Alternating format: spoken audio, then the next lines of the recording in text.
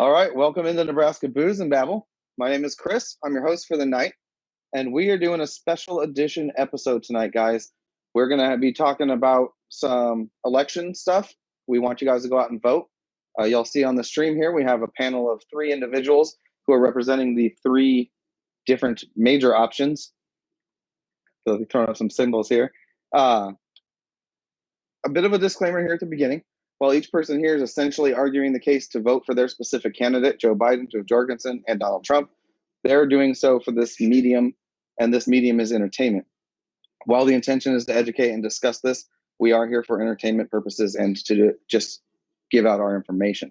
Everyone here is voting or already has voting, so they are arguing from the point of we all expect everybody to exercise that right.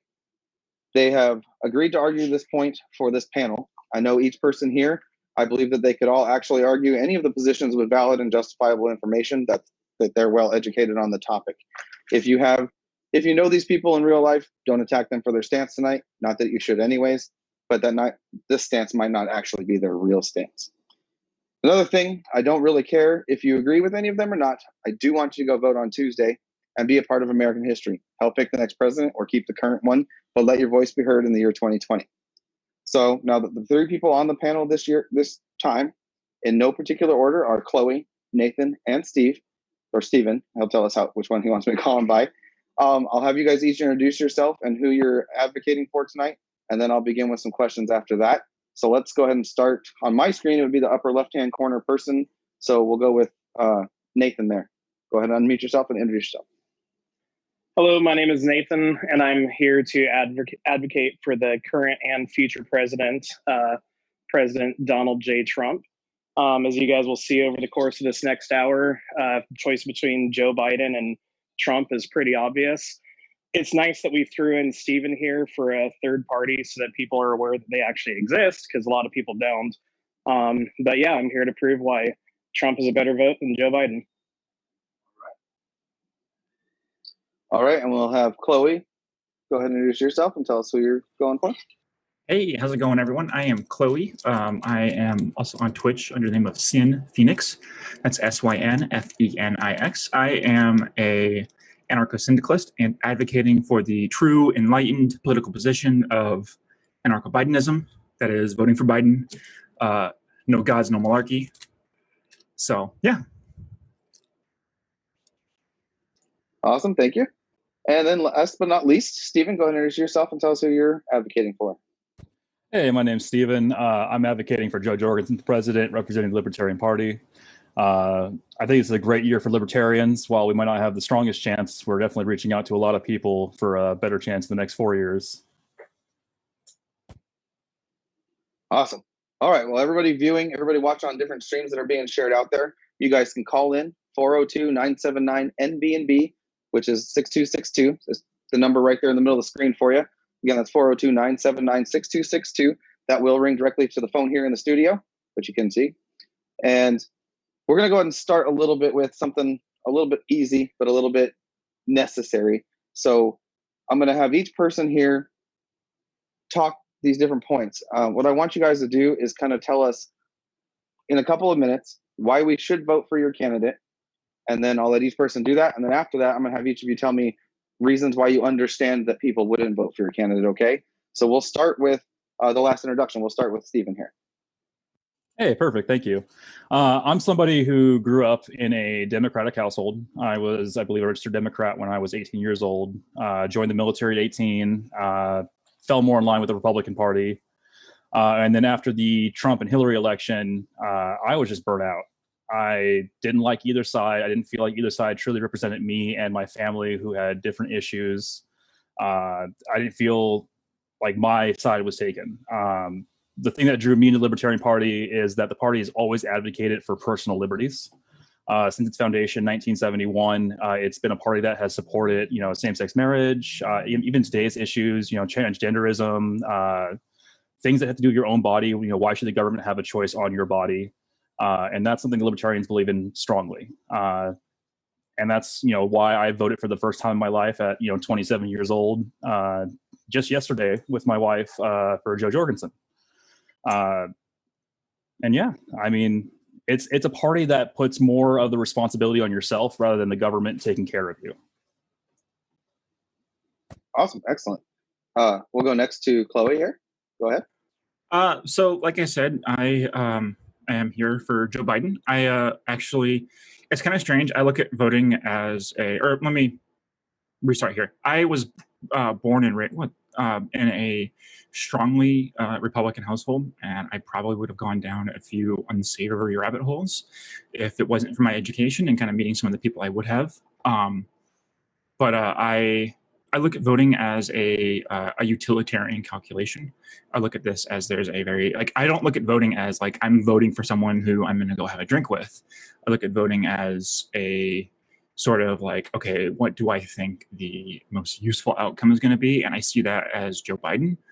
For a number of reasons, I was a large Bernie Sanders supporter, but I kind of don't look at, I look at, as saying, oh, well, even though Bernie Sanders isn't running, I still think that's very important to become politically active and be cognizant and aware of that. Excellent. And last but not least.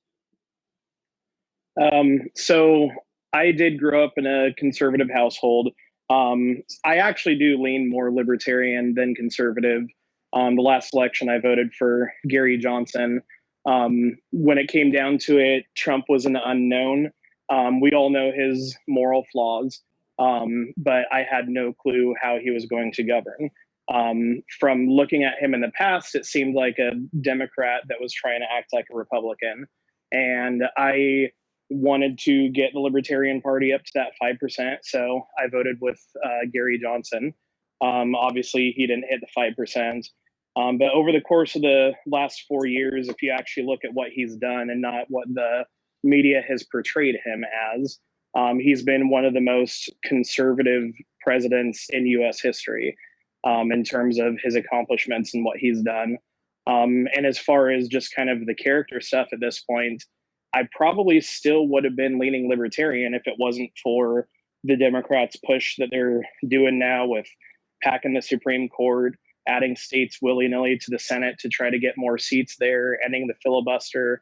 All these things are attacks on the actual institution and not the view or perception of the institution that we see from tweets.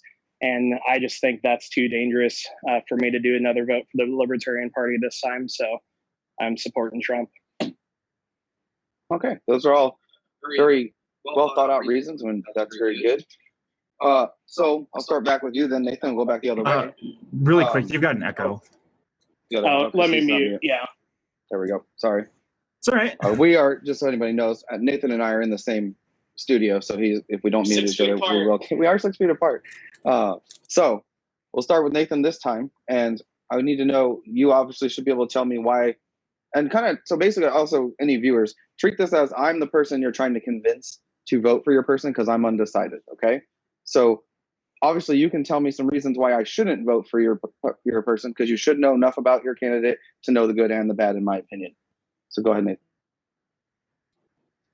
I mean, I can answer this with one word, but I'm going to give it more than that. Trump. That's the reason that you would not vote for Trump, is he is Trump. He's very Trumpy. He's got that New Yorker, just kind of brash attitude. I wish that he would just put Twitter away. Nothing good comes from it. I do have a sense of humor. There's some funny memes, but we can all agree that just kind of the office of the presidency has been eroded over the last 4 years from a visual perception. And I understand why people can see that and why people would care about how the presidency is viewed when doing their decisions. Okay, I think everybody's well aware of Twitter, so we definitely all understand that one. We'll go with you, Chloe. I mean, explain to us kind of reasons why people wouldn't vote for Biden. Well, I mean, Biden absolutely is the establishment candidate. It sounds terrible to say that, but I mean, he does represent like everything that effectively has been happening and led us up to this point. He's the most milquetoast neoliberal out there, and like ultimately, like the thing. It's going to go back to, 4 more years of the Obama era presidency. And, I can't say I'm terribly excited for that, but compared to, a lot of other stuff, I think it'd be a lot better. That's obviously valid there because he was part of the Obama era presidency, so that's good. And Stephen, what are some reasons, especially since not very many people are that aware of Jo Jorgensen, some reasons why we would not vote for her? Well, Jo Jorgensen doesn't have a lot of experience in the political, climate. She hasn't been like a senator or, a mayor or anything. And that could be, a turnoff for some people. I would argue the counter to that is, obviously Trump didn't have a lot of political experience, and, that could be something that's scary for people. Maybe people are a little scared to trust somebody who doesn't have that experience. I will argue that, she is a doctor, she has an education, and she's a breath of fresh air. But just like last election, this is an election where a lot of people feel like the very lifeblood of the nation depends on who wins, the Democrats or Republicans. And like Chris said, some people don't want to, put a vote on the Libertarian Party because they feel like this election matters. Those are all very good opening reasons for and against everything, and obviously shows you all know your people. I think it is valid to point out that we didn't know what Trump would do because he wasn't a politician. He didn't have any more experience. But one of the things that gets me with people talking about your ability to be the president is there's only really 2 requirements to be the president: age and national born citizen. So those are the only 2 things that really make you capable of being the president. A lifelong time in politics is not that case. So that's always something people should know. Before we go into some questions about policy, stuff like that, I do want to open it up to anybody who might be chatting with anybody and anywhere, and anybody who might want to call in at 402-979-6262. Do any of you guys have chat questions coming in anywhere? Producer, anything? Anybody talking to us here wants to ask a question? Hey, like I said, my chat, ! Call in. Perfect. Okay, we'll keep going. If anybody does get a question, feel free to just kind of raise your hand or stop us, and we'll definitely, we would like to address any live audience members prior to anything else. So definitely there. Did anybody have any questions or any comments about the other people on the opening remarks here? No. All right, cool. So let's kind of start a little bit with policies. So everybody, I got a question. go ahead. Do you think Biden will finish his first term, or will Harris be put in? I'll let you start that one, Chloe, since you're the Biden. I think it's a toss-up. Like, honestly, I'll be honest. I like Harris. I really do. I know a lot of people are like, she's more radical than Bernie Sanders, but I mean, in all reality, Bernie really wasn't that radical. He was pretty centrist. Let me pause you for 1 second. Because this is what happens on this show. We get some phone calls in here. Maureen Shoemaker. Oh, we have a call from Maureen. Thank you for calling, Maureen. This is Chris with Nebraska Booze and Babble. Hi, Chris. How are you? I'm doing good. Do you have a question for anybody on our panel tonight? I do. In full disclosure, I want everyone to know I work with Chris and Alan at One World, and so we've shared a lot of views throughout the year or so that we worked together, so I just want to put that out there. The one thing my big question, and I don't know the gentleman's name that is the Biden supporter, and I apologize that I didn't catch your name. I joined a little bit late. But how is it that you see him as an establishment candidate? Because his views on fracking, getting rid of oil, socialism, healthcare, none of them are establishment quo at all. I would say we don't have a candidate, maybe Jo Jorgensen, that may be establishment, but Trump is definitely not establishment. But the one comment he made when he said that he doesn't have to be able to be friends with the person, he doesn't have to want to go out and have to go get coffee with him. Right. I understand that, but how is Joe Biden establishment for what he stands for? All right. So for clarity, we have myself, Stephen, and Nathan, and then Chloe is our other person here, and she is the one that is debating for Biden. But that's, just so you're aware. Did you hear all that, Chloe? Yeah. So my first response is a lot of like Biden's very open and like about he doesn't want to get rid of fracking, at least in the initial parts. And I don't think actually getting rid of the oil industry is a bad thing. We're looking at a point in time where the oil industry is kind of holding America back. Like the big thing with America is we've been founded on innovation for the past 100 years. That's been like number one big thing is the American innovation. Like moving towards, renewable energy is a like fundamentally American thing. Like I would say it's something that we should be pushing for. Like while we're sitting on our laurels, all these other countries are inventing this technology. And, if we're sitting on America, if we're looking at, American capitalism, then why don't we like increase this out here? That's kind of like to that fracking oil point. But as far as like being like the establishment, like he is a politician. He is, he knows that there is a level of, decorum that comes with the office.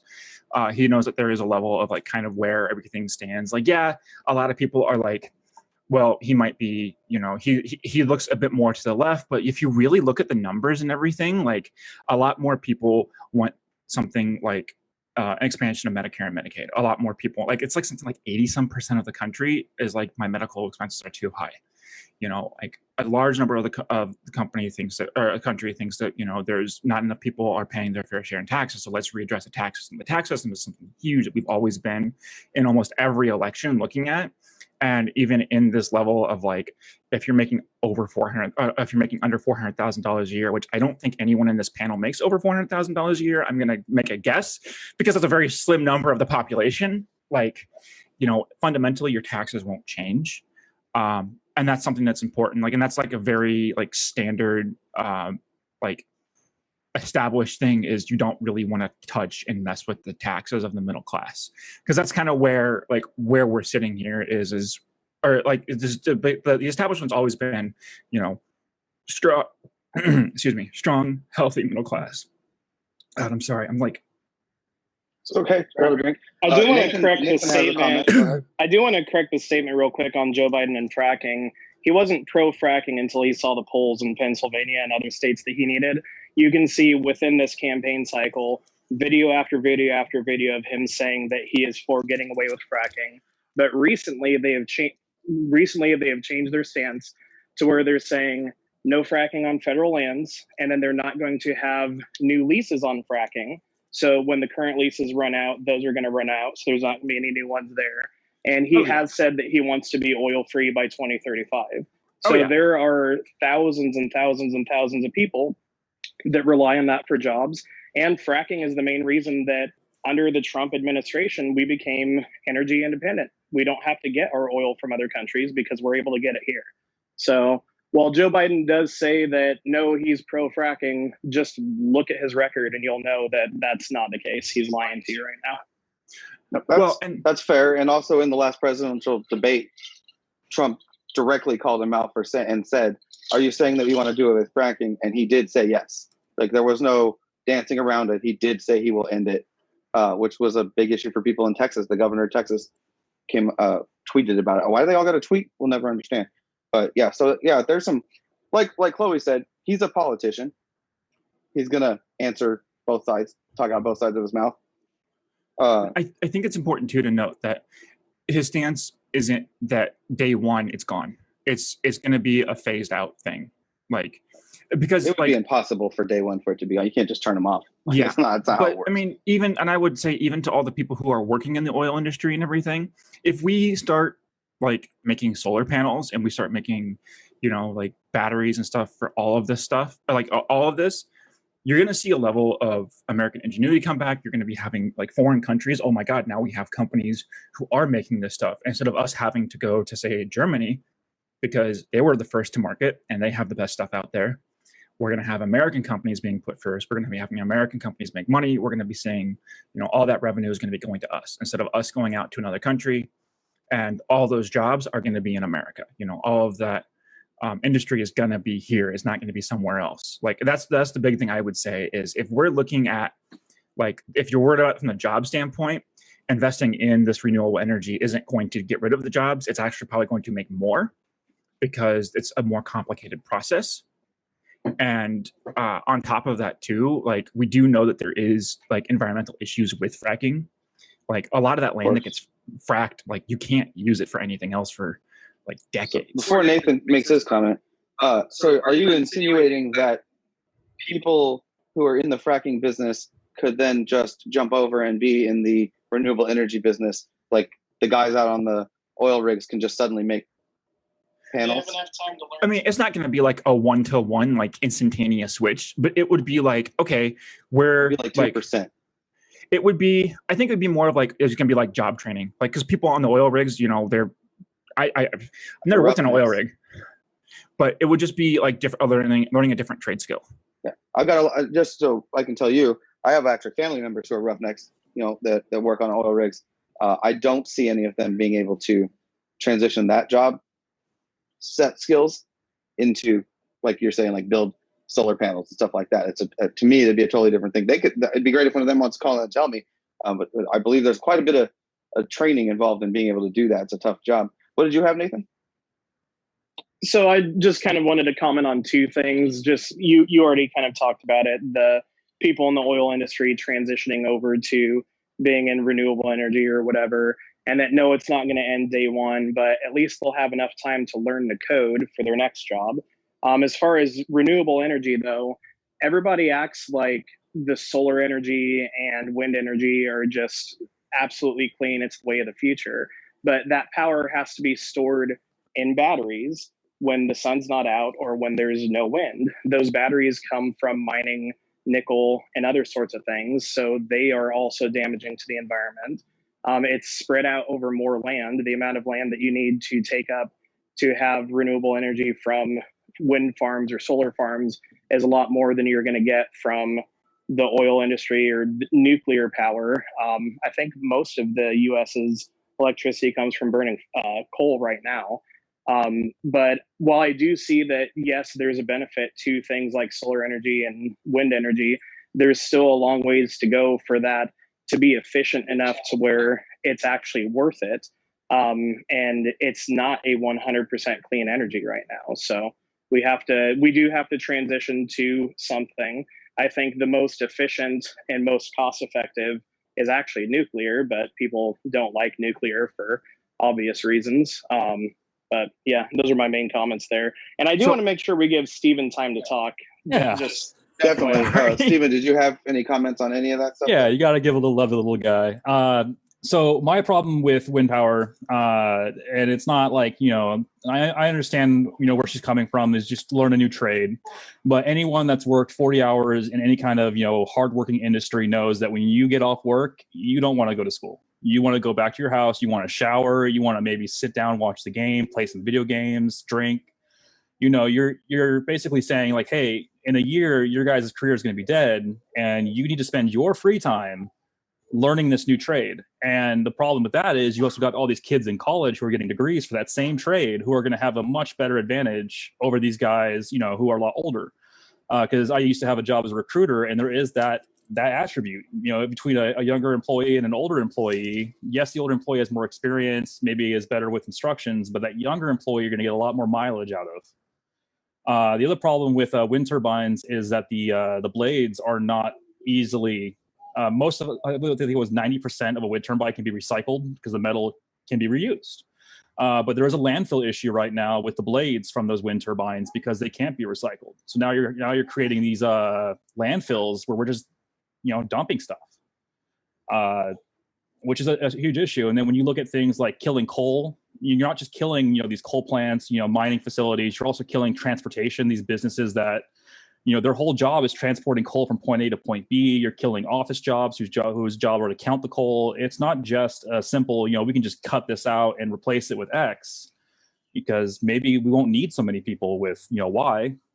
I'm not, you know, I don't have all the facts, but there are some things to, you know, to think about. And you can't argue against innovation for the simple fact of keeping old jobs. I mean, it's kind of like arguing about like not having cell phones because, well, we got to pay the guy that comes and puts in your home line. Like, you know, like eventually technology expands. So we all get that. It's the big horse paradigm. In the chat. Yeah, I mean, technology is going to advance. So when we all get that, we could talk all night long on like wind energy and that kind of stuff.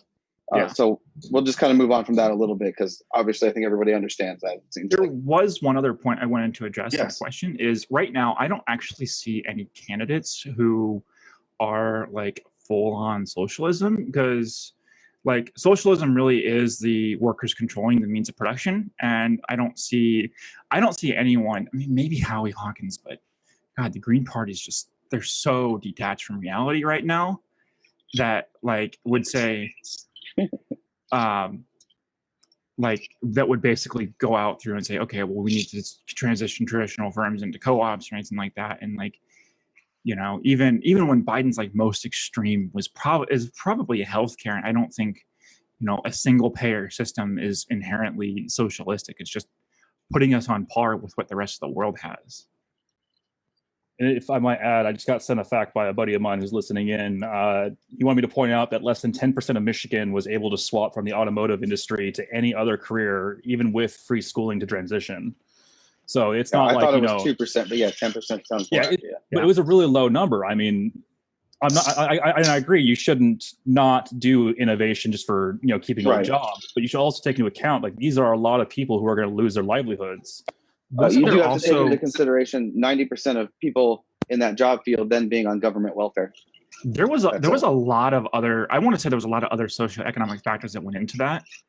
I don't have the data on hand, but I want to say that there was a lot of stuff because that happened right when the war on drugs and stuff started too, didn't it?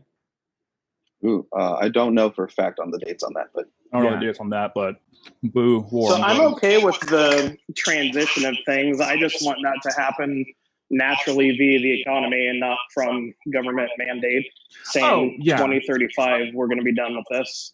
Oh no, yeah. I mean, but I think too that like we need to be investing in these things. Like right now American companies have no incentive to invest, and we're not actually providing because a lot of the major like things that we've seen, like internet, cell phones, all of that came out of public sector investments. Like the internet was literally a DARPA project. Like, you know, like that's how we're able to, like, that's how we're able to, you know, communicate now. So this was a public sector investment. Like so companies aren't necessarily incentivized to invest. Unfortunately, it comes from taxpayers' money, and we're just not doing that. And that's kind of what I want to see. I want to see us taking some of this money and putting it towards these investments. And I don't see it happening under, you know, a Trump presidency. I see him too tied to a lot of the, you know, big oil companies, and with Jorgensen saying, well, we're going to kind of back off from everything and let capitalism take care of everything. I don't see her, you know, wanting to do any of those investments either. This is the kind of two sides to the same coin. So Chloe's saying that there needs to be more investment in these companies, and we should do that through the taxpayers' money. Like, we need to give incentives. My thing is, let's make it easier for them to make money. Let's not have all of these regulations that cost extra money. Let's give them tax incentives to do that here instead of going to other countries, and let people charge their own path forward. But I do agree, there's not enough incentive in that sector to make money off of it. So let's find ways to be able to do that. Yeah, and I mean, I don't know what your whole incentivizing isn't. I'm sure that, you know, if we talked about the specifics, we could probably agree on quite a bit. But there needs to be some regulation. There needs to be some, you know, some forms of it, because you can't just do unregulated. Otherwise, you're going to have people dumping. Yeah, obviously some safety things and whatnot. I do agree that things should be safe. And those are all great points. We are going to move on from the energy incentives because we do have some other things to talk about. We don't want to get stuck too long on one specific thing. But those are all really good points and actually all valid things to talk about. So good job on all that stuff. Let's move a little bit on to some policy type things, because this will be an interesting thing because we have two candidates, one who's never been in real politics, one who's only been in it for 4 years, and one who's basically been in it for almost 5 decades. Where do you see your guys's candidate on foreign policy? I think that's something that was really left out of the debates this year. And it looks like Stephen really would like to talk about that one. So we'll start with you, Stephen. So foreign policy to me is very important because in our country, it matters to be a leader in the world. It matters to have relationships with other countries. It doesn't necessarily mean we got to be in bed with all of them. So when I mean foreign policy, I mean, how do you see your candidate working with other countries? How do you see us policing the world? That kind of stuff. And especially with Jo Jorgensen, it is important to note that if she were to have become the president, she would be the first female president. And while everybody would like to talk about equality and all that stuff, something that's always been in my head is a female president will be looked on differently by countries who do not value females. So Absolutely. What are your takes on Jo Jorgensen's about 3 or 4 minutes here? All right, so easily, before I go forward, let me have a little note. Libertarians are a party of very strong-willed, open-minded people. So there are going to be libertarians who don't agree with me. The biggest meme in our party is, he's not a libertarian, I'm a libertarian. So, you know, there are going to be people who don't agree with exactly what I say. I will say a majority of libertarians I talk to agree that our foreign policy under Democrats and Republicans, both, relies too much on the military to do a lot of our diplomacy. Like, put a flip side. How many foreign military bases do we have inside of America? And that's 0. We don't have, you know, a Russian military base. We don't have a British military base in America, but we have our bases everywhere. And we kind of taken on this role of the policeman of the world ever since World War II and the Cold War. Libertarians believe in pulling out. You know, that shouldn't be our job. We shouldn't be spending our taxpayer money on foreign aid and foreign military presence in other countries that we have no business in. We should always come from a more peaceful interaction. We should be, you know, relying more on diplomacy instead of being the big stick, big mouth guy. Like, hey, you know, we're America. You know that we blow shit up all the time. You know, are you sure you want to be saying that kind of crazy stuff over there? You know, it shouldn't be that. We should be relying more on diplomacy. We should be relying more on a peaceful, you know, World War II and before America, where like, hey, the rest of Europe is going crazy right now, but that's not our fight. And then we only got dragged in because, you know, Pearl Harbor. And that's a stance a lot of, I would say a lot of libertarians agree on, is that, you know, the war on terror, 2001 till now, has produced more terrorists, more issues in the Middle East than it's solved. Between, you know, Iraq, Afghanistan, between all the drone strikes Obama did, between all the issues Bush had, you know, each president has said, well, I'm going to pull out between Obama and Trump. And while Trump has made some efforts to pull out, it just hasn't been done. You know, why are we sending our young men and women to a nation that doesn't want us there anymore? You know, and I will say there are some there that maybe do want us there. You know, there are grateful civilians who appreciate our input, but just from my personal experience in the military, blowing up, you know, city blocks and stuff doesn't really build a lot of confidence in people, because between them blowing it up and us blowing it up, there's no difference. So one of the things I often hear people say, one of the things I would say to you as you're trying to convince me to vote for Joe and say, oh, well, I want to pull everybody back. Usually we would have our forces in those countries because they asked us to come there. We don't just decide, hey, let's go build a base in this country and forcibly put a base there and then take over that area of land and then start sending out, you know what I'm saying? Like, usually we're there because we were asked to be. Also, on to your side of that stuff, what Trump has made that small effort to pull back, but what would somebody on your side of the vote say about the recent things that Trump has done as far as getting countries to sign peace treaties that have never, ever even been on the board before in the last 4 or 5 months here? I think they would agree with that. That's more of the peaceful negotiating that we kind of advocate for. That's not, and I don't know what negotiations they had. Maybe Trump was like, hey, if you don't do this, I'm going to blow your shit up. Maybe he wasn't. You know, we don't have access to that information, but, you know, and I do agree with you. Some nations do ask us to be there, like South Korea, where I spent 2 of my years in the military. You know, we have a deep friendship with them where they want us there as a deterrent against North Korea. But there are countries like Japan, for example, who never asked us to have military bases there. Us having military bases there was part of the deal after World War II to demilitarize them, that we offer protection and we're kind of like a watchdog there, which shouldn't be. We shouldn't have an influence still on a nation that we defeated, you know, 70 plus, 60 plus years ago. Sure. They should have their own freedoms at this point.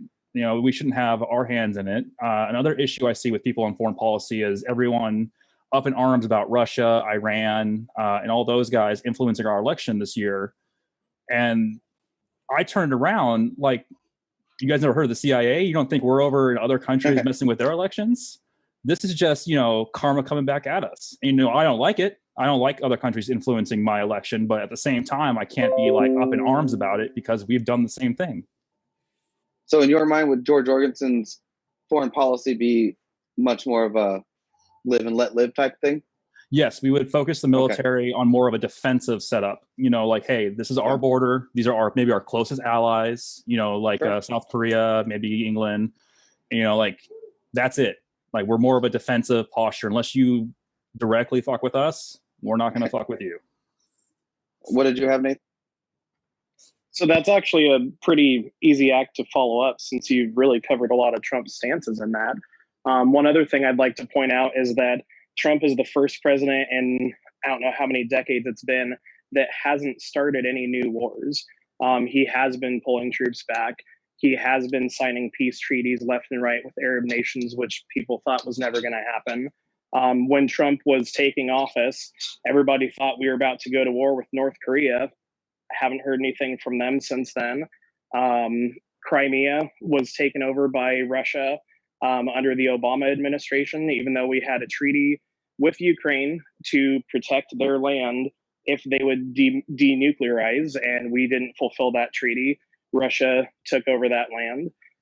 But yeah, there's been no new wars. He does want to pull troops back. He is pulling troops back.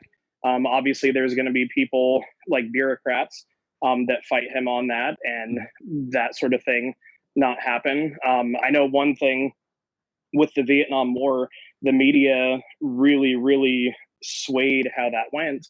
And Trump has not had the media on his side. If the media was covering Trump trying to get us out, trying to get these troops pulled out, we probably would have had more of that done by now. But he's having to fight against every single person in his way to try to get his policies enacted. But I would say that Trump agrees with a lot of the things that you're saying there, and I'm really happy that we have your support. I didn't think it would take that long to get you on my side. So two counterpoints to what you said. The first one being Trump hasn't started any new wars. I will agree with you that he hasn't, but he damn well tried when he killed that Iranian dude with a drone strike.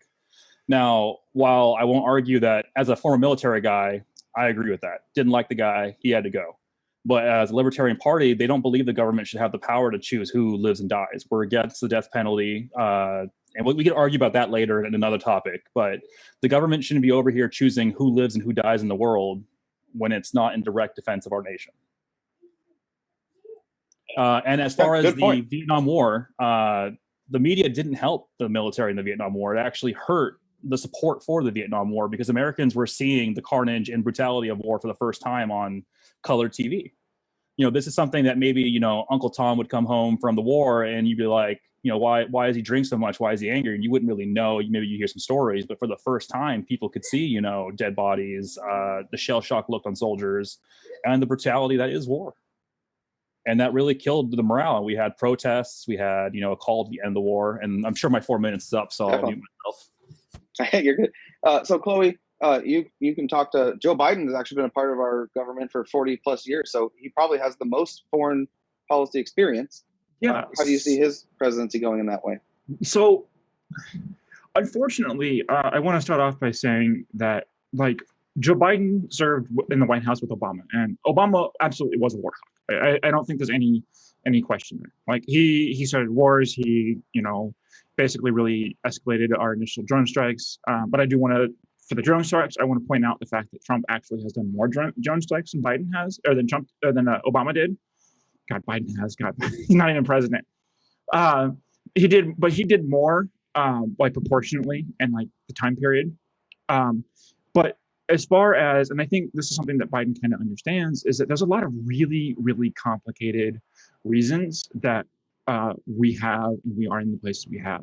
When you look at foreign policy, it boils down to two things. It boils down to military, and it boils down to effectively economic or diplomatic policy. Our military policies are really, really complicated because we have a long-standing history of being one of the few countries not affected on the majority of our soil by a world war. All of them, I shouldn't say few countries, one of the few countries that was considered to be in the first world. And so we kind of got into this place where, for the most part, we escaped World War I and World War II relatively unscathed. That's not really something you can say for a lot of the other major superpowers. Even Russia, who didn't see a lot of conflict, separated out like they kind of saw out, they saw fallout from World War II. Granted, it was 40 years later and in the fall of USSR, but they still saw it. So a lot of the reason why we have a lot of military bases is because of a lot of really complex treaties and all that kind of stuff. I agree, we tend to have too many military bases. I don't think Biden would go through and say, I'm going to decrease that, but I don't think that he's going to go through and start establishing more bases. I do know a lot of our military bases in foreign countries are kind of will provide technology and will work with their military and all that kind of stuff. And I think that's something he kind of would be something I see him being continuing on. But the second thing from a diplomatic and economic standpoint is, as far as our treaties and allies go, is Trump has done a really, really good job about alienating our allies. Like, if you really look at it, like Angela Merkel, God, I don't remember who's in charge in Europe. It changes weekly now, or not Europe, and UK, it changes weekly. What's his name in France? Like all of like the big European like countries that we. Nathan said Boris Johnson. Is that who you're looking for? Is that who it is now? Okay, but like he's done a really good job about kind of making them mad, and kind of like he's done a really good job about nuzzling up to Vladimir Putin and Kim Jong-un and a lot of these like strongman dictators like Bolsonaro and everything like that. And it's been kind of a weird, interesting like dichotomy to see with all of this, where it's like now we're at a point in time where we're starting to see like the effects of that come off.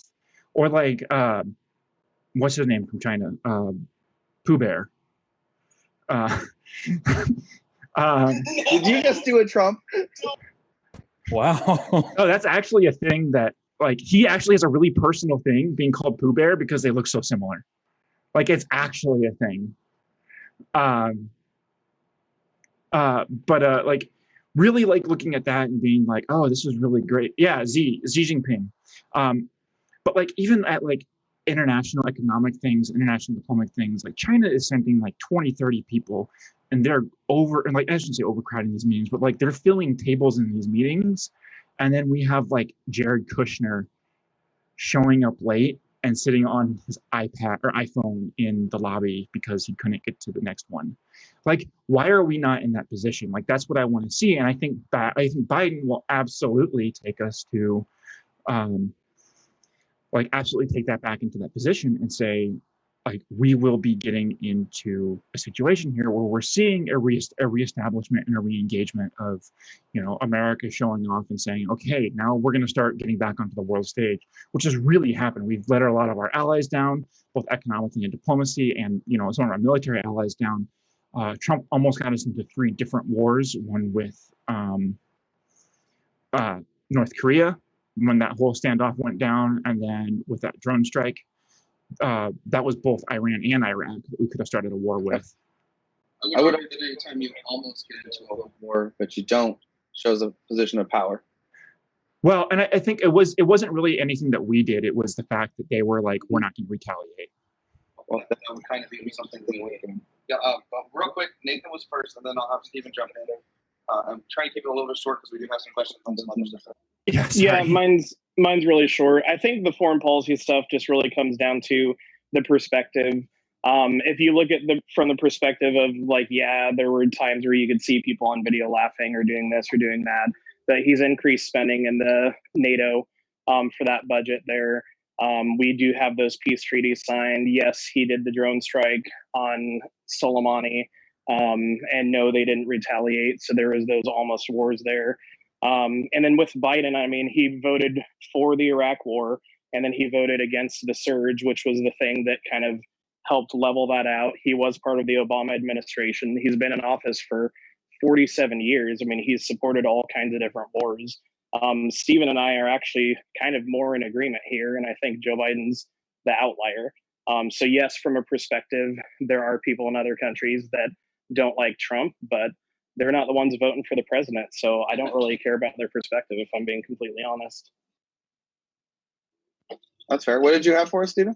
I'll speak on the North Korean thing. I'm not a big fan of talking to any dictator, especially I have a really big hate for North Korea, stemming from the death camps they have and the fact that the entire world's not doing anything about that.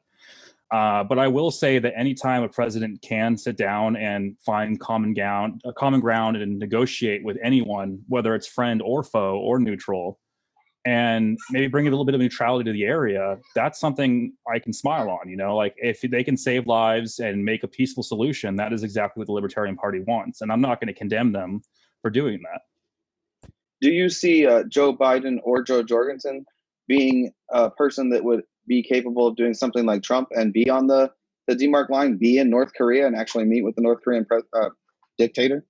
That's difficult just because of the culture of North Korea. I'm not 100% sure how they feel with females. I know that his sister is absolutely terrifying. And maybe that is because she is part of the family, and that usually comes with a lot of respect.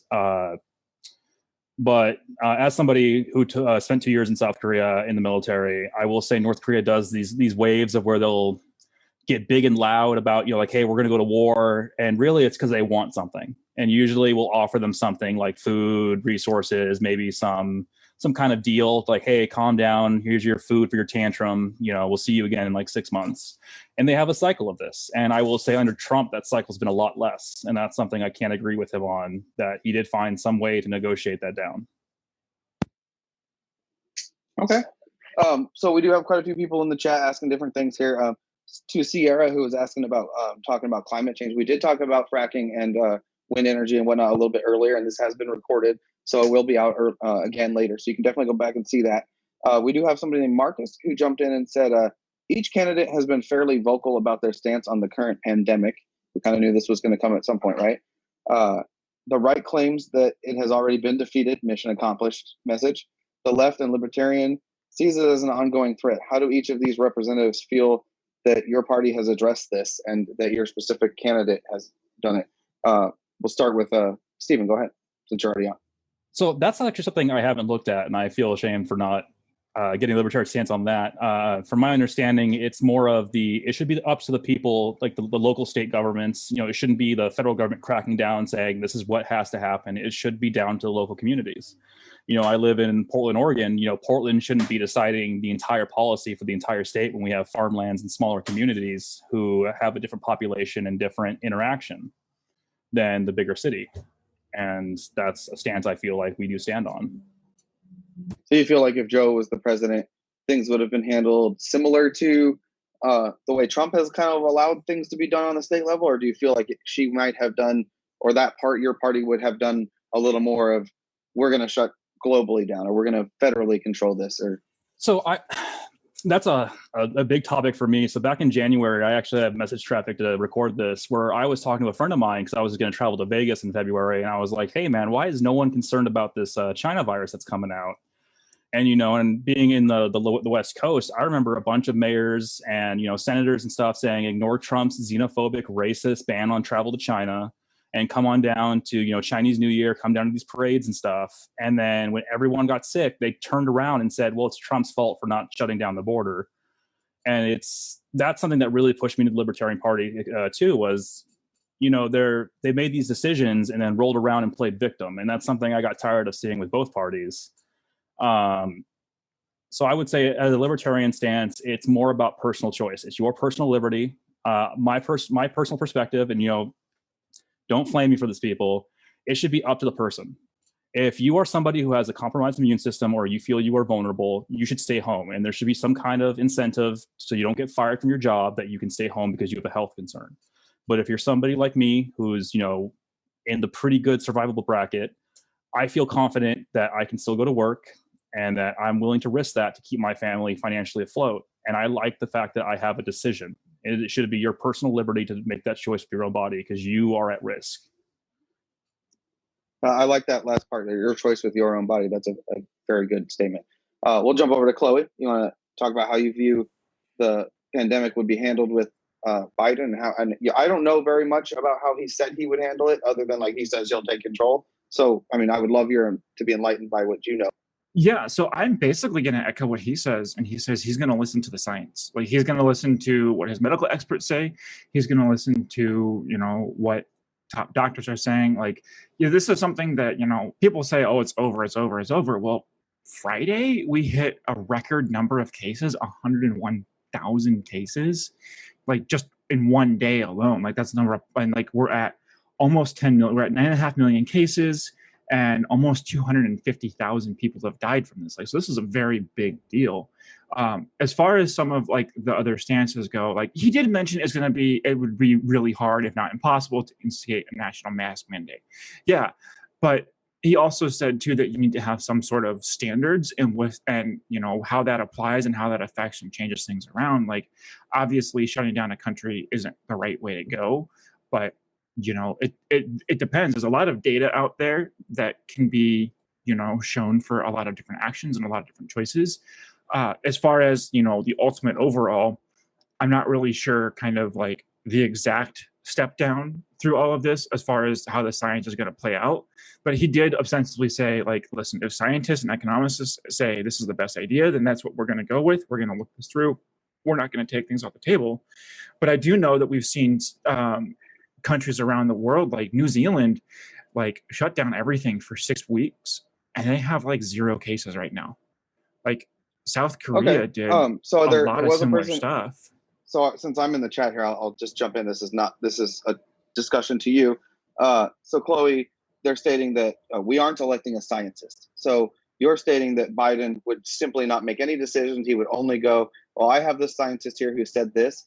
My question as a voter would be, which scientist is he listening to? Because it's on all sides, all kinds of places. Also on a number point, like you mentioned, 250,000 deaths. That's like 0.06% of the world population. Well, so yeah, but to be clear, but yeah, to their point, we're not electing a scientist. So how do you respond to that?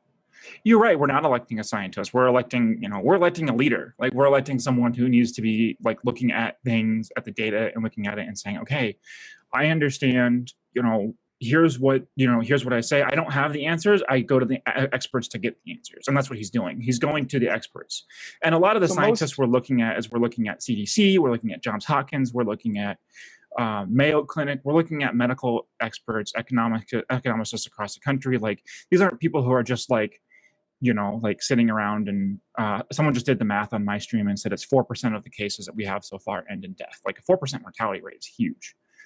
But as far as so to your point there, a good leader, and leadership is something I'm very passionate about. A good leader doesn't go, hey, what do you think? Okay, that's what I'm going to do. A good leader gets a lot of information from a lot of sources on both sides of a subject and doesn't outsource his decision, but actually makes his decision for the best outcome due to his people that he's leading. Oh, absolutely. So I'm not sure as a voter I would really want a guy who's just going to stand there and go, oh, well, I'll use Dr. Fauci because I know he's the current guy that gives everybody information. I'm going to listen to this guy in the CDC who says something different every other day. And that's not what he's saying. He's not saying, oh, I'm going to let scientists purely make the decision. He says, I'm going to take their advice. I'm aware of that. I want to be clear on that for anybody watching that that's the case. Yeah, he's just going to look at their advice and say, this is where it's coming from. And Stephen, I saw you raise your hand. Did you have something in rebuttal there? Yeah, I mean, if you ever played that game Pandemic where you try and kill the world with a virus, Madagascar and, you know, New Zealand and stuff, those island nations never get killed off because they shut down that harbor right off the bat. He's not wrong. Did you want to go ahead and address on your side there, Nathan, Trump's handling of it? The one, I guess, upside or downside to you defending Trump on this is that Trump is the only one who's actually been in these shoes. So right or wrong, he's, in my opinion, the only person who's actually had to go through this as a leader. So first off, I would actually like to say I kind of enjoy having a libertarian here. I mean, he makes a lot of my arguments for me. Trump did have the opportunity to do a federal takeover, try to do different things, but we are a federalist government. The states are the ones that run it. Every state that needed ventilators got ventilators. They got PPE. I know there were definitely shortages at time, but they got the PPE out. They started ramping things up. New York got the ship. They got all these field hospitals, a lot of which went completely unused, by the way.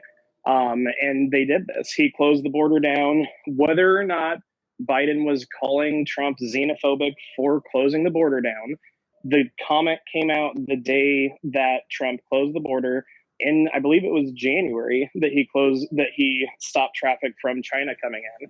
and Biden had said that he was xenophobic. The one thing that I will say is I do wish that Trump he hadn't fought back on the masks so much. The CDC was saying do not wear masks as late as March. I don't know when that actually changed to where they were saying to use masks, but he definitely took a while to get on board with that.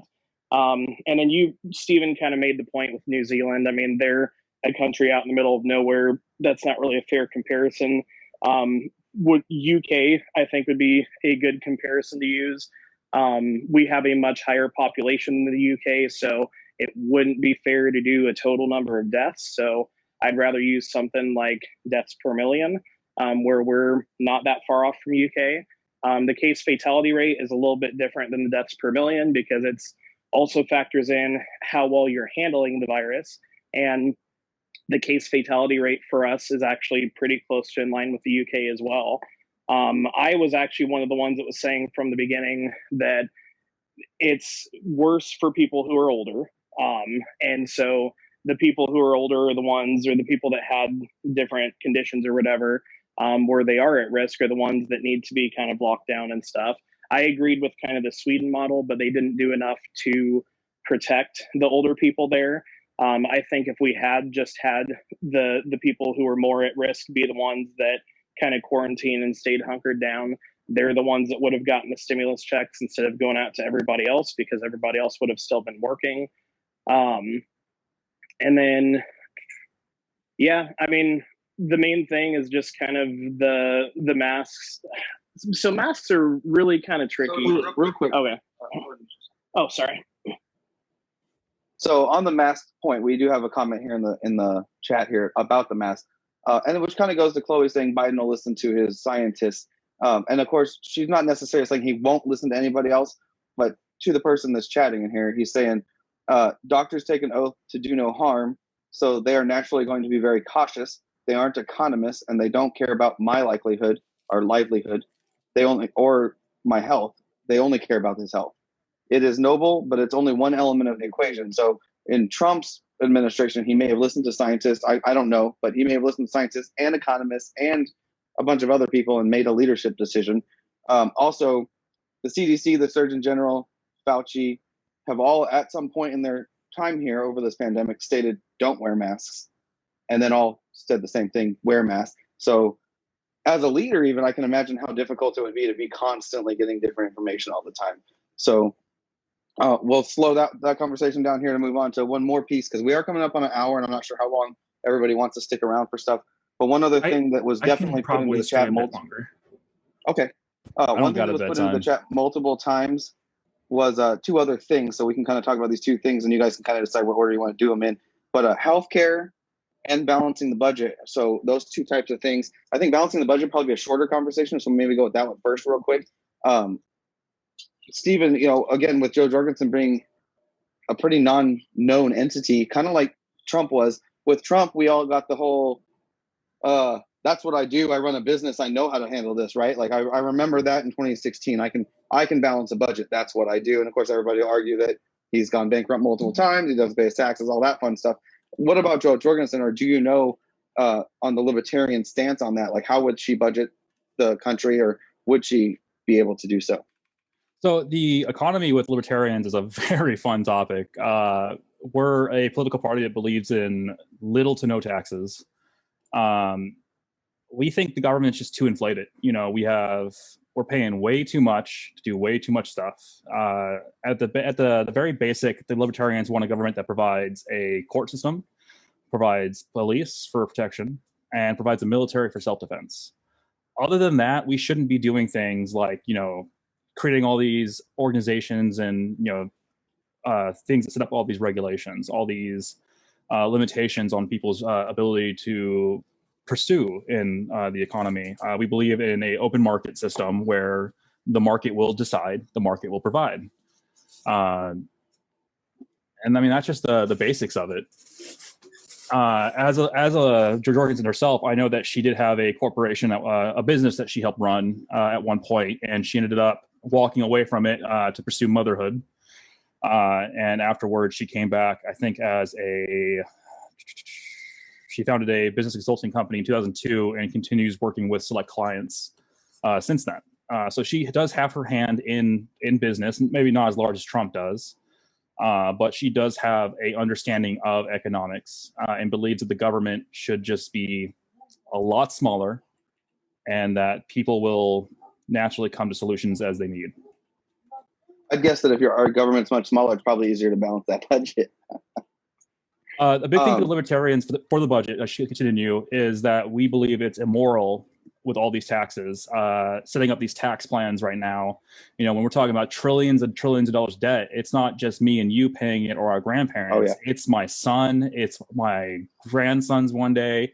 We are putting future generations into debt without their consent. And that is a violation of their liberty. And that's a big deal to libertarians. Put a pin in the moral issues, because I do have a couple of comments that will come on to that too. Go ahead, Chloe, just in about 2 minutes. What do you know about Biden's ability to balance a budget? Because I know he worked on the Obama administration, and we know how their budget was. Yeah. So first of all, I want to say economics is incredibly complicated. Like, I know I said this a lot before, but for every like factor of politics, like no one person is going to know everything. And I think it's kind of crazy to know one. But I will say, like, the biggest thing I want to point out here is a national deficit. And I want to link this in chat here so people can kind of see where I'm getting the source from. But looking through this, and this is actually corroborated with data from, who is it? The actual feds.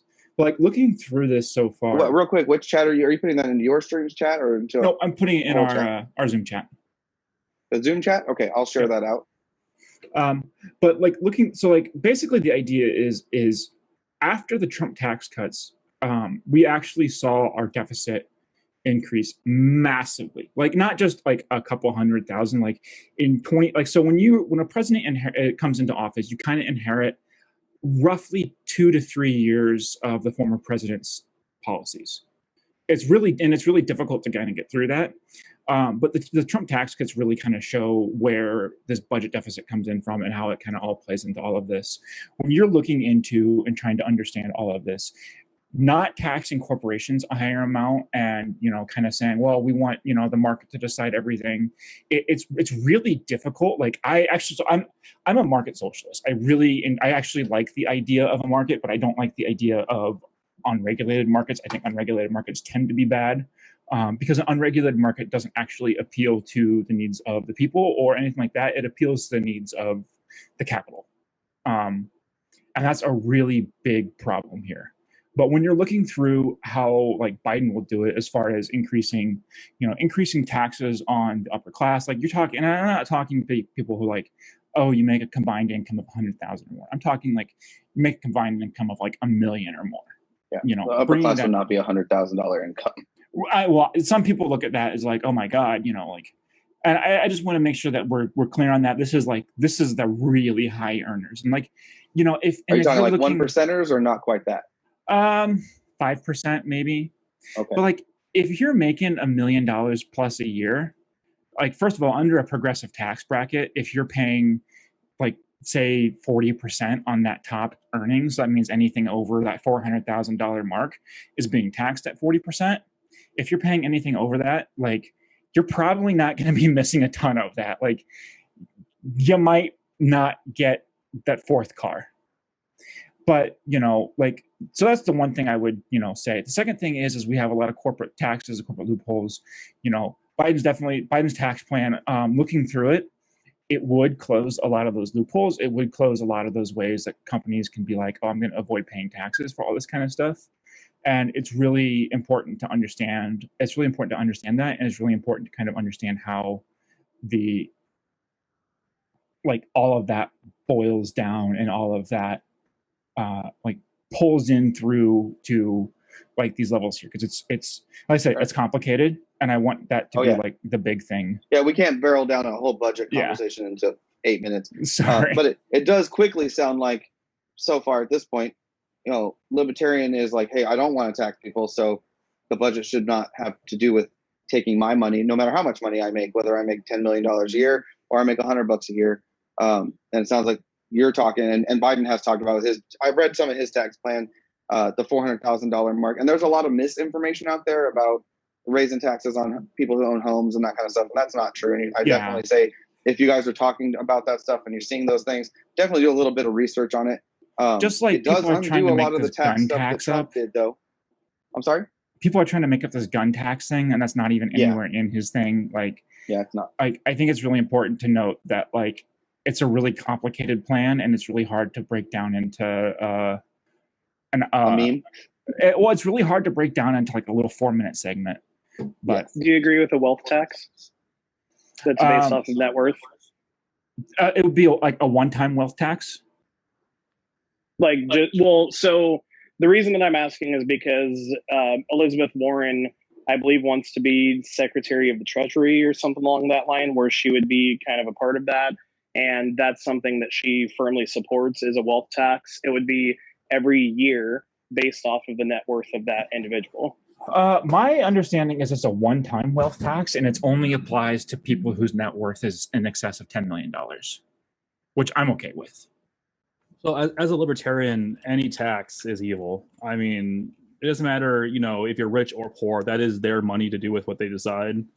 And taxation usually, in my opinion, leads these corporations maybe seeking to put their business somewhere else. I mean, look at Tesla leaving California because of taxes and because of the restrictions there. So it looks like the wealth tax is over $50 million. Anyone who's worth over is a 1% wealth tax above $32 million for married couples, $16 million for singles. That increases to 8% for wealthier households, starting at $50 million. Like, honestly, a lot of these people, I don't necessarily see a bad thing. I don't know if it's an annual thing. I don't necessarily say I would support an annual thing, but like a one-time thing could be good. As far as like addressing the like the taxes evil thing, my retort to that would be almost every aspect of the federal government is funded by taxes. So like if you don't like getting taxed, maybe like it sounds like a meme, but don't drive on roads. Well, just a reminder, we fought a whole Revolutionary War based on taxes. Well, that was our forefathers would be rolling in their grave to have all these taxes. That was without raised. representation. Without representation. Exactly. I was leading to that, but okay. Which we are arguably represented. Okay, we'll give Trump, because we haven't talked about Trump's Biden, but like, let's try to stick to the 2.5 minutes, 3 minutes or so. So from the point of like blowing out the spending, like that's obvious, the deficit and everything. Everybody can, there's multiple things that go into play there. I will argue that it's a little hard to reduce spending when even a simple bill that's like a stimulus bill for people whose businesses were shut down have to include millions of dollars to renovate some opera house or something along those lines. And then when they do come out with bills that are just get the payments out, get this funded, those won't even be voted on because we can't vote on those simple things. But in terms of just the economy, I would agree with kind of a smaller federal government. We don't have to have all the money going towards all of these different things. It should be more on the local level. Things should be decided more on the local level. There was one point, but it went too long that Chloe had said, so I kind of forgot what that was. But I will say that in terms of balanced budget, that's not a strong suit for Trump right now. It wasn't a strong suit for Obama either, and Biden was part of that administration, and libertarians are here, so we understand what they think. So if you're interested in more conversation on budgets, that's definitely in the chat there, so definitely check that out on the stream.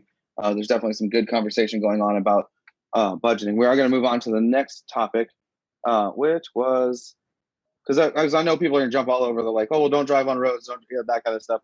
What was the other topic that? So I had a good comment from one of our followers here.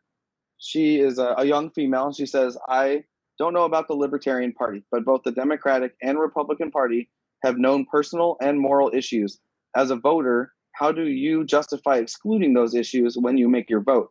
As a young woman who, I can tell you this will be her first time ever voting if she were to vote right now, those are very important to me as a young woman. So I'll let the Trump supporter address that, because I'd say the probably most Trump and Biden are probably our two immoral people here. From what I know about Jo Jorgensen, she has not had a lot of comments about grabbing people by their privates. So go ahead with the Trump side of that. So what I would say to that is that the way that the government's set up, you have the three branches of government. You have the judicial, the legislative, the executive.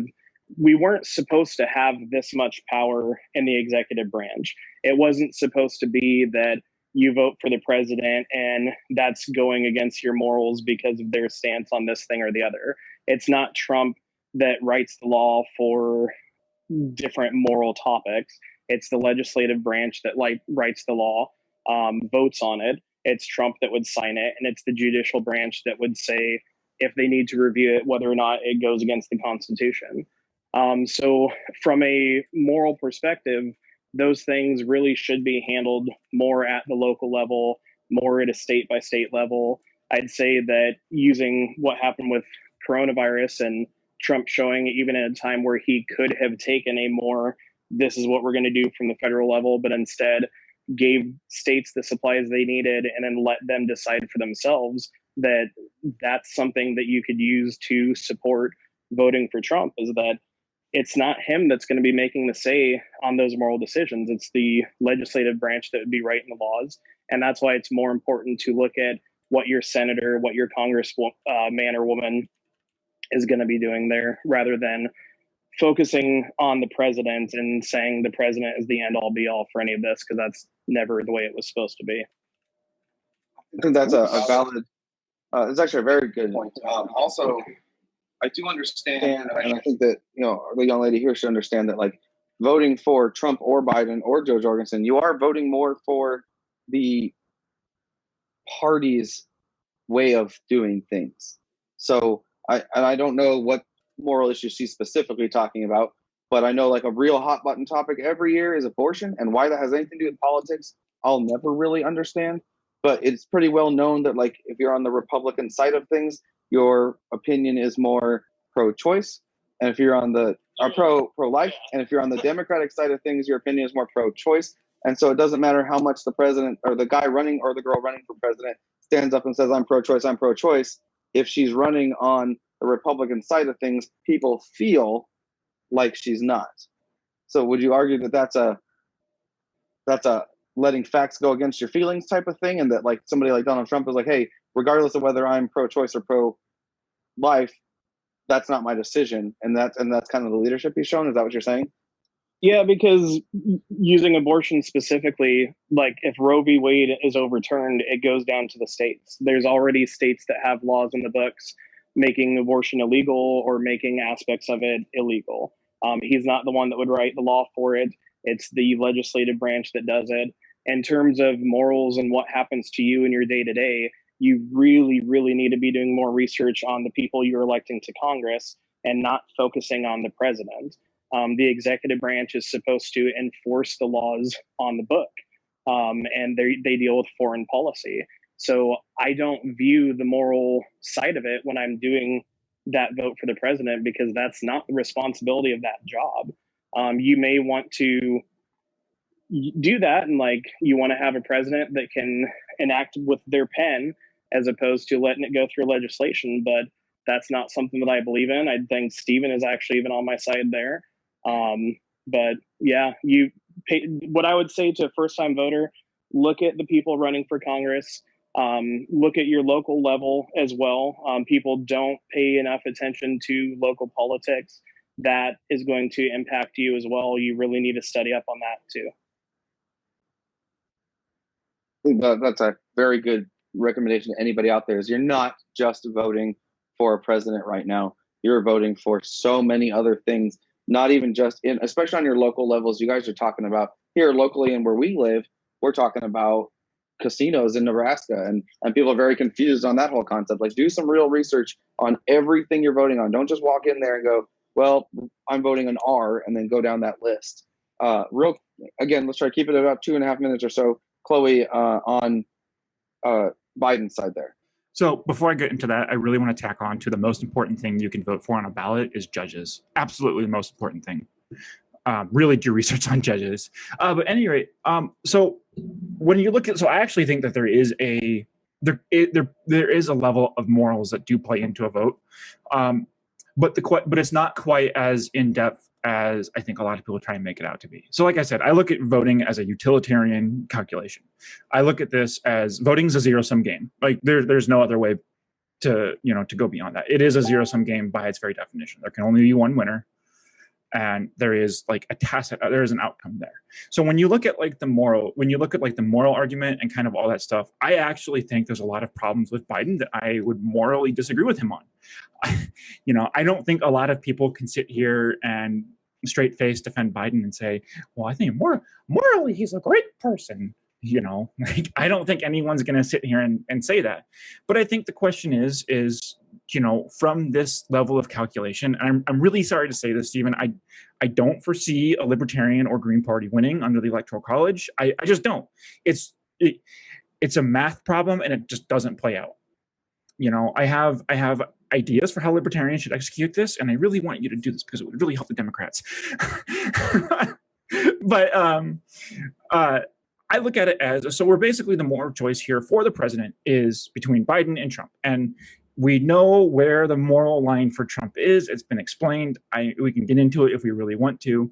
And we know a lot of the moral line around Biden. But the moral decision here comes down to which one are you, like, it's not like I said, it's not a personal endorsement of this candidate. It's not like I'm going to go spend the rest of my life. Let me pause you real quick there. So you said that earlier, and that was really good. And somebody put something in the chat earlier that was, I think they were going more towards a Trump thing, but it's actually a really good comment, is that you're not writing a Valentine to this person that you're voting for. Right. And I think that's a really good thing to remember. So definitely stick with what Chloe's saying there on, it's not somebody you want to go out to eat dinner with. It's not that level of influence. Right.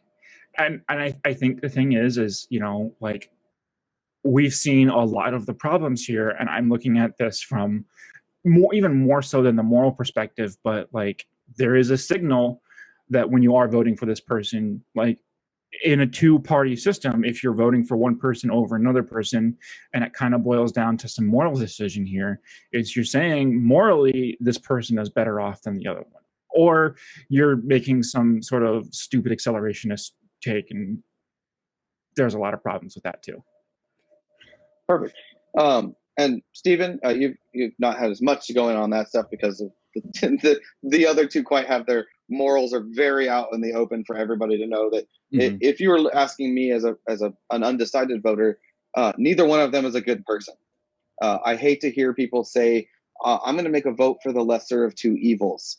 Because and a little background on myself, I'm a Bible-believing Christian, and I'm not a perfect person by any means. But I have a very difficult time convincing myself to choose an evil, which is one thing that has led me to even consider a libertarian vote, and to even learn who Joe Jorgensen is, because it's difficult for me to go, well, Trump is bad and Joe Biden's bad. And which one of these bad guys do I think is less bad, when from a moral standpoint, there's no such thing as less bad. There is just bad and just good.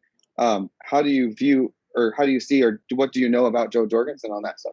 Well, I mean, and to go off what you said, like The Witcher said, a greater evil, a lesser evil, evil is evil. If I have to choose between the lesser of two, I choose to choose none. And something that Chloe said that really irks me is, and she kept harping on it, the two-party system. And she's telling, the people listening, well, you have to vote the two-party system. The libertarians don't have a chance. And that's a problem I see with both parties. I mean, look at the racial issue. You have Biden telling, black voters, if they don't vote for him, then they ain't black. You have recently the comedian who was the ex-girlfriend of 50 Cent on national TV saying that she had to call 50 Cent to remind him that he's a black man and that he can't vote for Trump.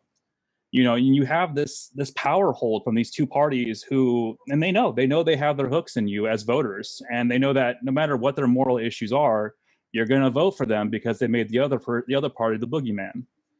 And maybe this year libertarians don't have a chance, but if you are a first-time voter, morally, Jo Jorgensen's perfect. She has no faults. She gave up a career to pursue motherhood, which is a very respectful thing. And then when her children were older, she went back into a career. She made a personal choice. And as a libertarian, you can know that the first, with any party, you don't have to agree with every single thing, like abortion. You know, there are Republicans I know who support abortion. There are Democrats who I know who don't support abortion. In the Libertarian Party, our biggest principle, the number one thing that you have to agree with to be a libertarian, is personal choice. That is not your body. It is not your choice. If she wants to get an abortion, that's her choice.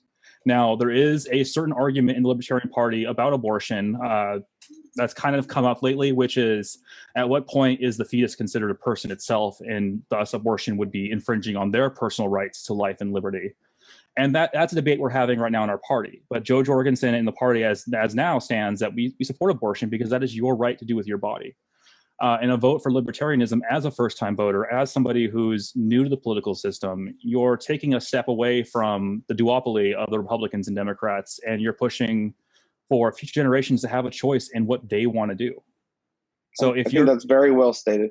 The one thing I would say is I personally have this feeling, and it's echoed by a lot of people. Nobody who wants to be the president is a good person. If you're in politics, you're not a good person. And I mean that on, like, I would put up one of those. It's not, I don't know what the guy's name is, but I just put the sign up that says, "This is this and prove me wrong." I would tell you every single politician is bad. Prove me wrong. Crowder. Yeah, Crowder. There you go. And Joe Jorgensen's probably by far like the feather with the two bricks on the other side of the weight scale here, as far as people go. And I totally get what you're saying. I just don't want anybody to ever listen to this and go, "Oh, well, she must have been this perfect person. How does she?" I mean, we're all humans, right? We're all bad people. Yeah. I do want to kind of wrap this up a little bit, so I'll give everybody a quick closing statement because we're well over the hour point here. And I'm pretty sure Nathan's my iPad is dying here, so I'm gonna let him start real quick just in case we lose him. But just as kind of a closing statement, and I really appreciate all three of you and everything, and people in the chat have been really awesome about just applauding all of you on your level of professionalism and just the clear cut information that you've been giving.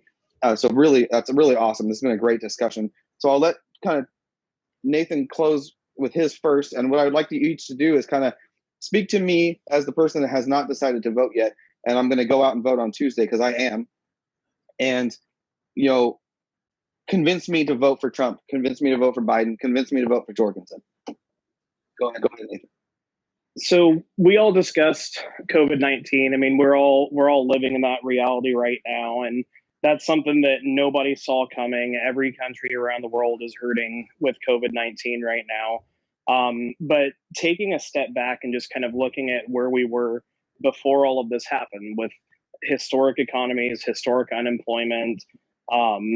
We've got these peace deals going on now, the increased spending with NATO. He's covered foreign policy. He's covered economy.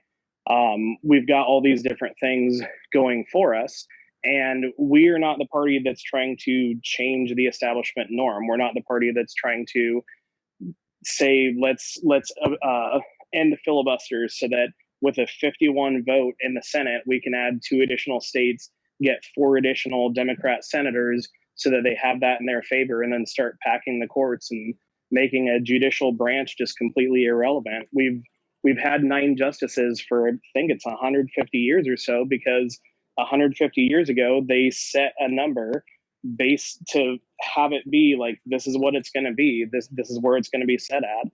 And now they want to go and change that again, even though FDR tried to change it with a Democrat majority and a Democrat House or whatever, and they wouldn't even let him do that. Obviously, Joe is trying to play it easy and say that, well, you'll find out what my stance on it after the election. But to me, morally, I can't follow a candidate that's not able to say, are you going to destroy the institutions that we have on hand? And I understand the libertarians. I agree with the libertarians. And I really, really do sympathize with you. But I mean, look how divided and look how violent this country is, with a current president who was elected with a 49% popular vote. And think about how much worse it would be if we had a president that was elected with a 34 or 35% vote. At that point, you would have an overwhelming majority of the country that didn't vote. So just to interrupt you real quick. So the 9 judges thing you're talking about the pattern there. Yeah. The reason there are 9 judges is there are 9 federal circuits. So the amount There's of 9 states what? that we've had hasn't really changed. So I could argue that like 100 years ago things were a thing, so we should probably add or take away because 100 years later things are different. Well, But there's a difference. There's a difference between saying that we're doing this because this is the system that we're setting up, and we're doing this because we don't like that more of the judges have been placed by the other side. So we're just going to add a bunch more judges in to get it swung in our favor. That is completely destroying the whole reason of that judicial branch. They're not there to make laws. They're there to look at the laws written by the legislation and determine whether or not they're part of the Constitution. But yeah, so you have the one party that is destroying things at an institutional level. I've obviously addressed that, no, I don't like Trump's Twitter. There are definitely personality things, but if you look at what he's actually done, go to his website, look at his accomplishments, look at the promises he's made, the promises he's kept. And then in terms of third party, the point that I was getting at is just that while I understand that they're there and I understand that people would want to vote for them as opposed to voting for Trump or Biden, if we get to the place where we have presidents that are elected with 34, 35% of the population, I don't, like Chloe said, I don't even know if they'd be able to get an electoral college win. I don't know how much more divisive this country can get. And so that's why I switched from libertarian to voting Republican. Very good. Thank you. And my battery like legitimately might die. I just want to say, Chloe, Steven, it's been great speaking with you both. Yeah, thank you. Okay, Chloe, go ahead. So I think the first thing I want to say here is, as far as, people are like, well, Democrats want to add more states, they want to add more stuff. And I think it's really important to point out in that conversation that we have almost 4 million American citizens, like actual tax-paying American citizens, who don't have federal representation. So I think that, you look in the Democratic Party platform and Joe Biden, and we're saying we want to give a voice to 4 million people who actually legitimately do not have a voice. And that's huge. Like that's absolutely a massive thing. And I think that's a really good thing. As far as the judges go, like, you're right, Biden hasn't said anything. I don't think he said anything on that for political reasons. But if you look back, the last time we upgraded the Supreme Court was 150 years ago. We only had 37 states.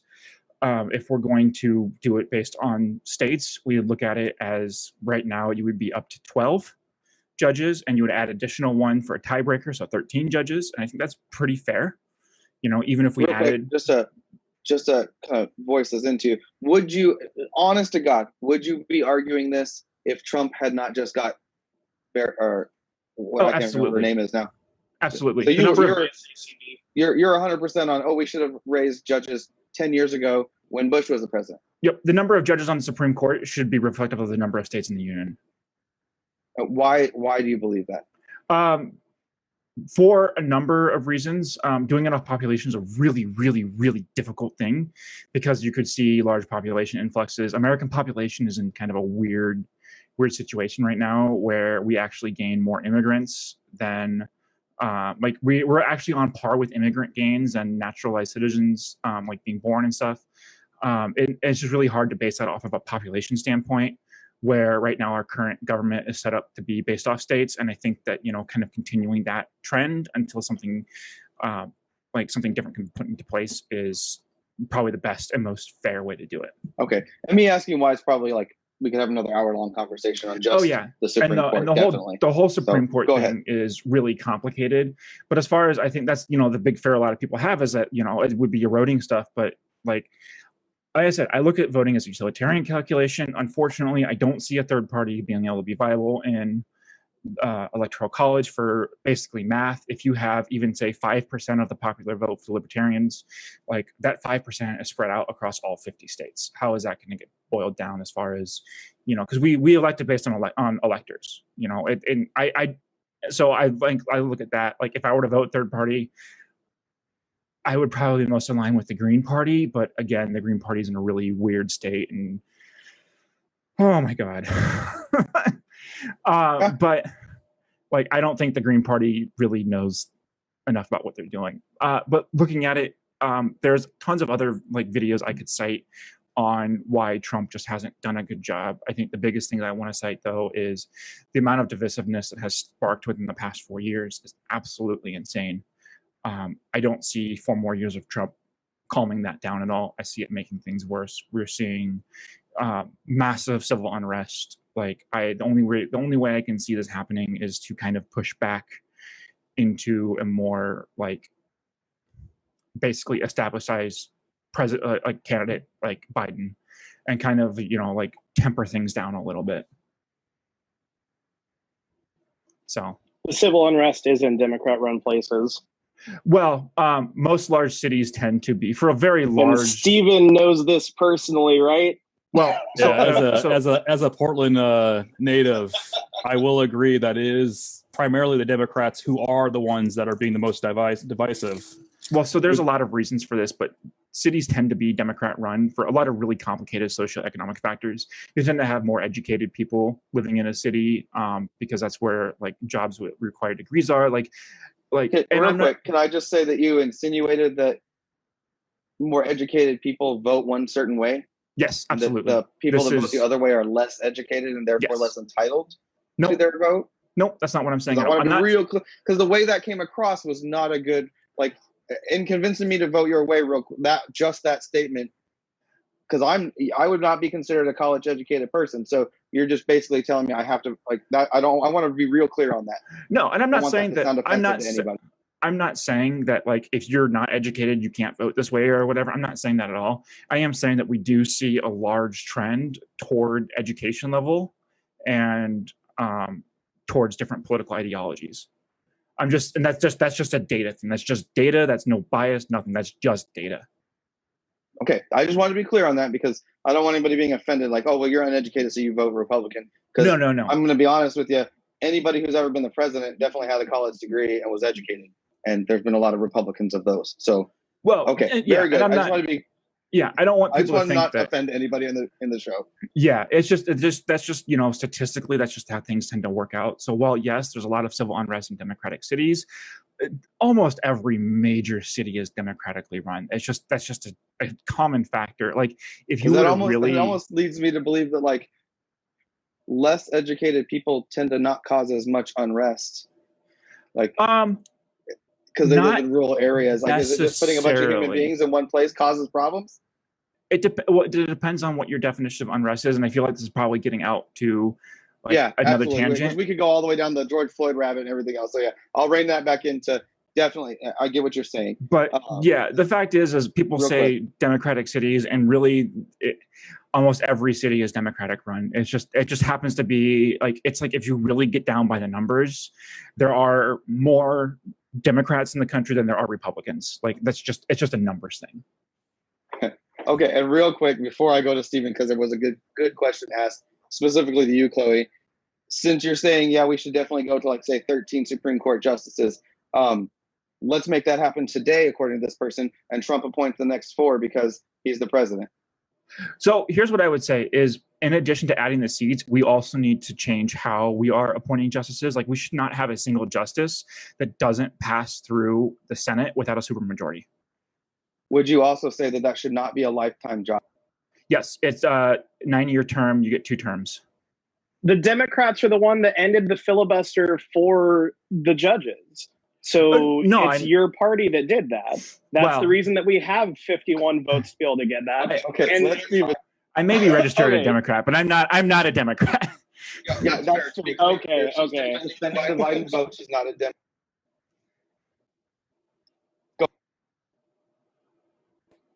Go ahead, Stephen. You raised your hand, and then yeah. So I mean, this is something that drives people into the third party is these kind of arguments, and as somebody on the outside of the spectrum, I can definitely see that this is the Democrats having a tantrum. If they didn't want, 11 or 13 justices, why didn't they do that during Obama's 8 years?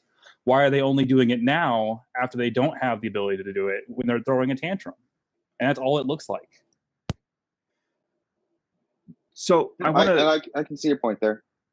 I want to throw something out here that a lot of people don't understand, is that when you have a president in office, your president is kind of stuck on a lot of things unless the same party is also in the Senate and the House.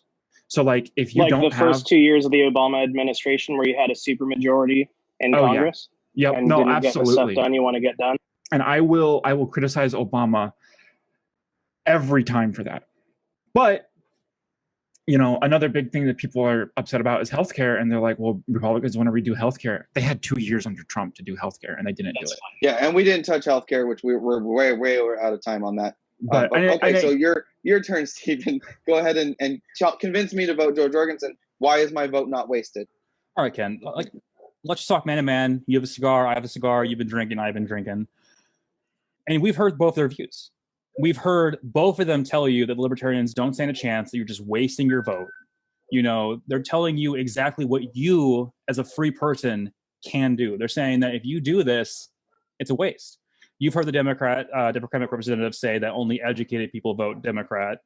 And as somebody who is in Portland, who was here when Trump won, I was in a community college when Trump won, and everyone was walking around like a school shooting had happened.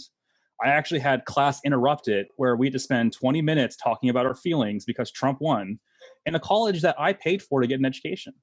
So how did it get to this point in the past, 245 years of this great nation, that people are so terrified of who's going to be president that you have, you know, people destroying people's property because they don't agree with their opinion?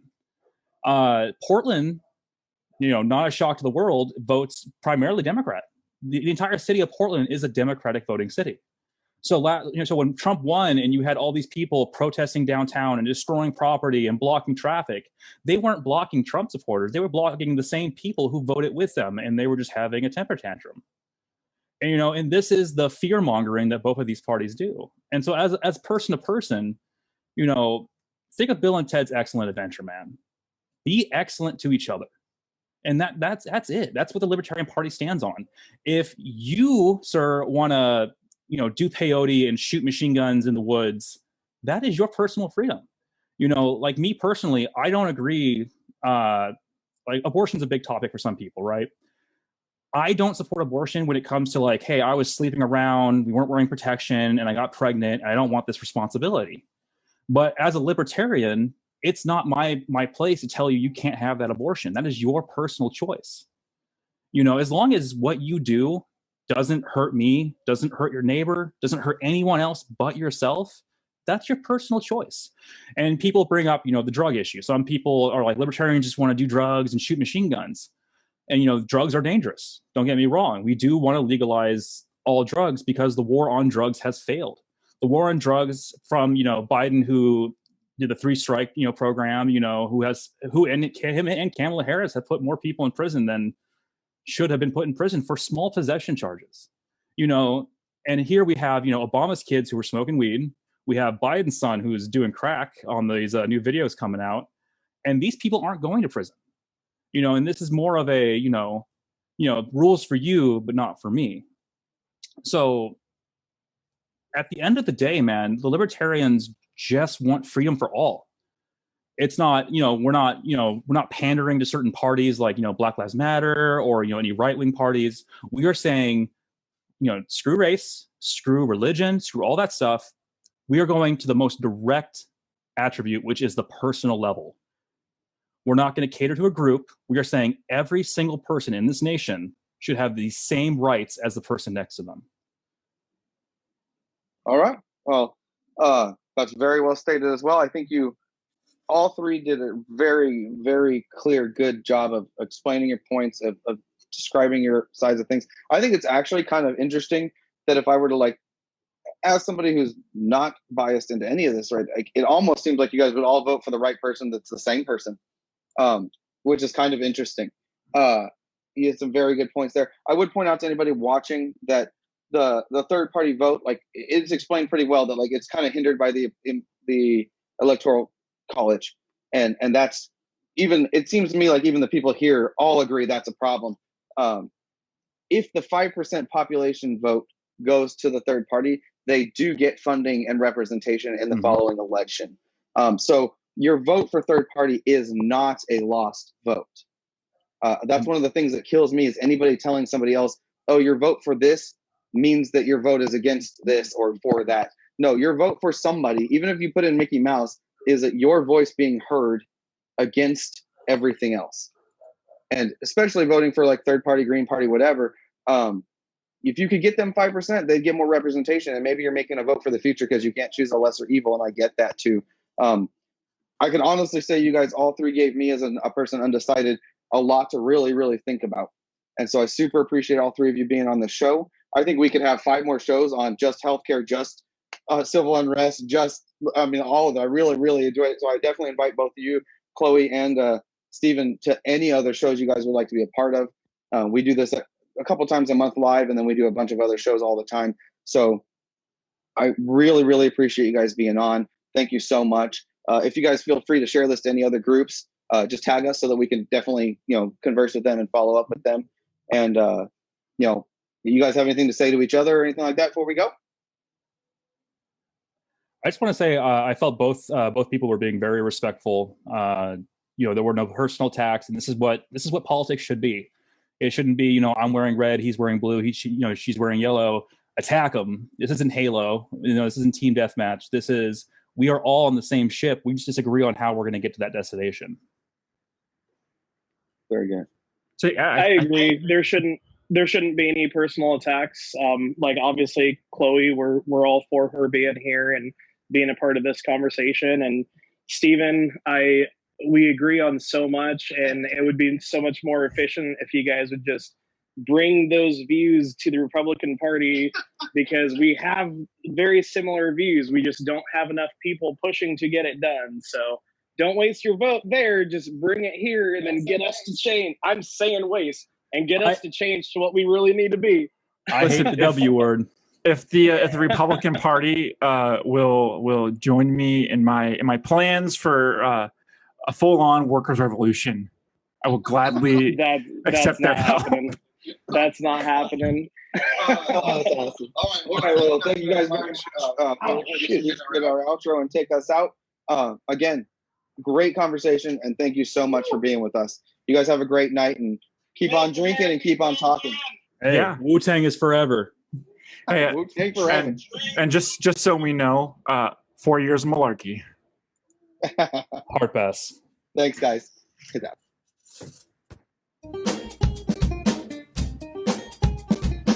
Libertarians is totally infiltrate the Republican Party